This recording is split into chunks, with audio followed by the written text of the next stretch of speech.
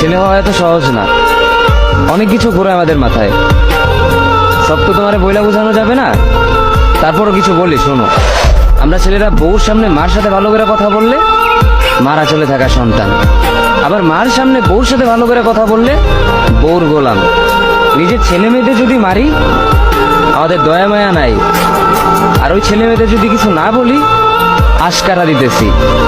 নিজের বউরে দিয়া যদি জব করাই সেই ক্ষেত্রে আমি বউর কামাই খাই, আর যদি বউরে দিয়া জব না করাই আমি সন্দেহ করি। সারাদিন ঘরের বাইরে থাকলে আমরা ভাদাইম্মা, আর যদি ঘরের ভিতরে থাকি তাহলে বেকার, কাজ কাম নাই। আর এই তোমাদের মেয়েদের গায়ে যদি আমরা ভুলেও টাচ করি না আমরা নির্যাতক, আর যদি তোমরা মেয়েরা আমাদের গায়ে হাত তুলো আমরা কাপুরুষ। আর একটা ছেলে কি বা করে পুরো লাইফে নিজের জন্য? মার ওষুধের থেকে শুরু করে বউ বাচ্চার প্রত্যেকটা শখ পালন করার দায়িত্ব একটা পুরুষের।